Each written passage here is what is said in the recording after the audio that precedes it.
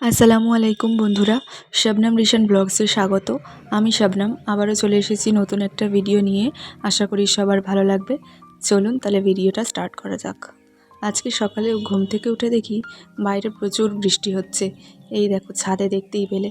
আর সকালে আজকে ভাবলাম রিশানের জন্য একটা নতুন ব্রেকফাস্ট বানিয়ে দেব। তো আজকে আপেল দিয়ে আর তার সাথে দুধ মিক্সড করে দেব। তো তার আগে আমি আপেলটাকে ভালো করে ছিলে নেব। একটা গোটা আপেলই নিচ্ছি, কারণ আপেলটা সিদ্ধ হলে তো অনেকটা পরিমাণে কমে যায়। এই ব্রেকফাস্টটা আমি কোনোদিন রিশানকে করে খাওয়াইনি, তবে আজকে আমি ওকে করে খাওয়াচ্ছি। যদি ওর যদি ওর পছন্দ করে, যদি ওর ভালো লাগে, তাহলে আমি ডেফিনেটলি নেক্সট টাইম আবারও এই রেসিপিটা করে খাওয়াবো। তো চলো তাহলে তোমরা দেখতে থাকো আমি কিভাবে এই রেসিপিটা বানাই।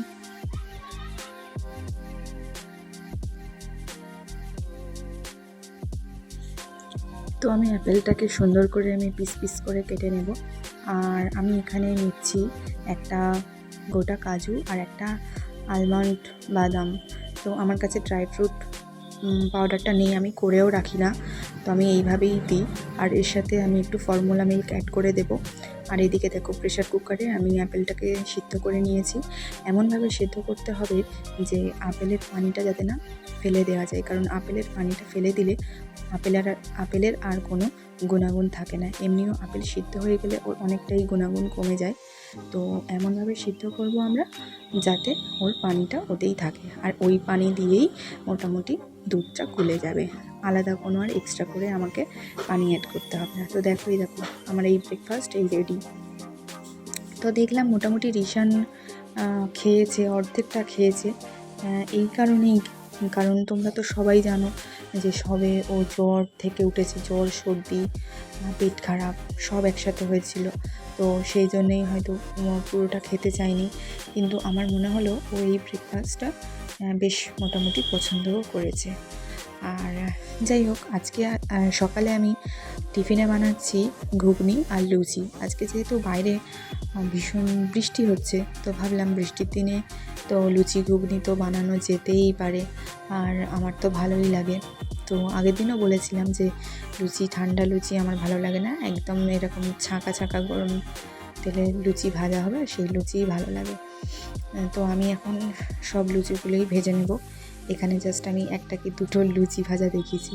যদি সব লুচিগুলোই ভাজা দেখাই তাহলে ভিডিওটা অনেকটাই বড় হয়ে যাবে, তো আমি অতটা বড় করতেও চাই না।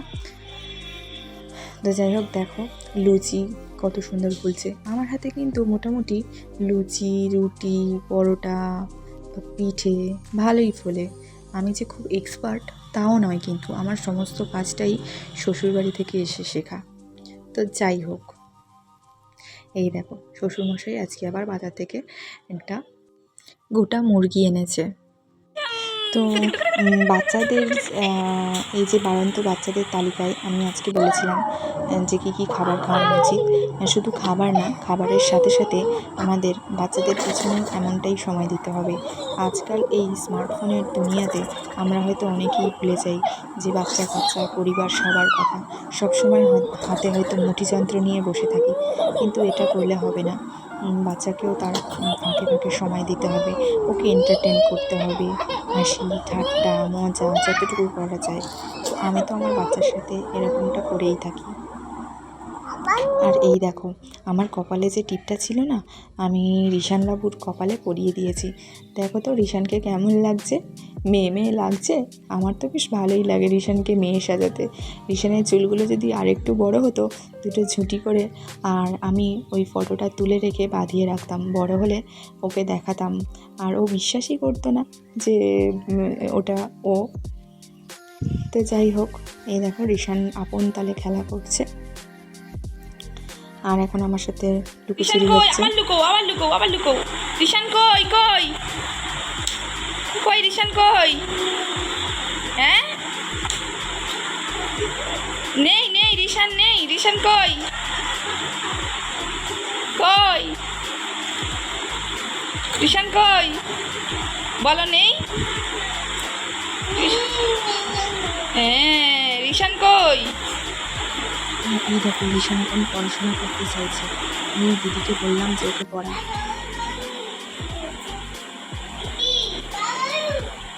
ভাল্লু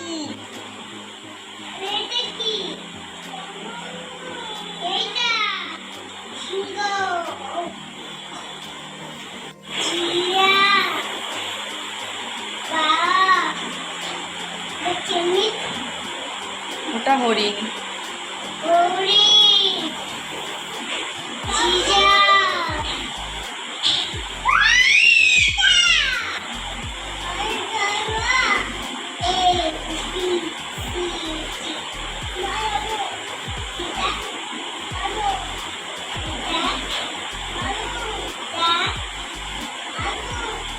আর ওই যে তোমরা দেখতে পেলে রিশান আর রিশানের দিদি কত সুন্দর খেলা করছে। ও আসলে না আমার আর অত কোনো চিন্তা থাকে না, রিশানও ওর একটা খেলার পার্টনার পেয়ে যায়। আর আমিও মোটামুটি টুকটাক ওকে চোখের সামনে রেখে অনেকগুলো কাজ আমি সেরে নিতে পারি। ও হ্যাঁ, যেসব বাচ্চাদের ওয়েট একটু কম আছে মনে করছো, সেই সব বাচ্চাদের খাবারের তালিকায় তোমরা ঘি বাটার অ্যাড করে দিতে পারো। তাহলে তাদের অনেকটাই ওয়েট গেইন হওয়ার সম্ভাবনা বেশি থাকে। এছাড়া তোমরা ড্রাই ফ্রুটসও দিতে পারো।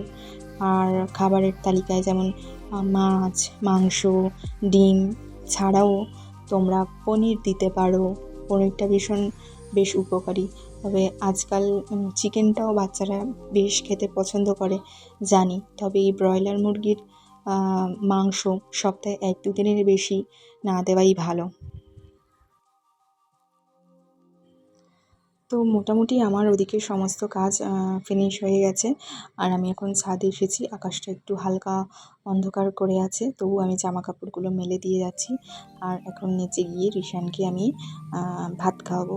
আজকে মেনু ছিল চিকেন, তো আজকে আমি চিকেন দিয়েই ভাত খাবো। আমি ওকে চিকেনের যে কলিজাটা, মুরগির কলিজা, আমি ওটাই ওকে দিয়ে থাকি। ওটা দিলে কী হয়, ভাতের সাথে পুরো ভালোভাবে মিশিয়ে যায়। আর ওতে মোটামুটি আমার অতটা খাটতে হয় না। ওই যে আগের দিন বলেছিলাম না যে এখনও হয়তো ঠিকঠাক পুরোপুরি ভালো করে চিবিয়ে খেতে পারে না, তো তার জন্য আমি হাত দিয়ে যতটা পারি ভালো করে আমি চটকে ওকে খাইয়ে দিই। তবে দুঃখের বিষয় একটাই, জানো তো, ও বললাম না যে এই যে জ্বর সর্দি থেকে উঠেছে, সেইভাবে ও খাওয়া দাওয়াটা ঠিকঠাক করতে চাইছে না। তবে ইনশাল্লাহ একদিন আবার ঠিকঠাকভাবে খাবে। 2-4 দিন যাক, আবার কয়েকদিন ভিটামিন খাওয়ালে মোটামুটি ঠিক খাবে। আর এই যে ওর দিদি, ওর নাম রিফা, ওকেও বাড়িতে যেতে দিইনি, বলেছিলাম যে এখানে খেয়ে নিতে। আর সন্ধেবেলায় তো দুধ দিই, তোমরা সবাই জানো। তো যাই হোক, ভিডিওটা এখানেই শেষ করলাম। ভালো লাগলে অবশ্যই লাইক, কমেন্ট, শেয়ার করে সাবস্ক্রাইব করে পাশে থেকো। টাটা।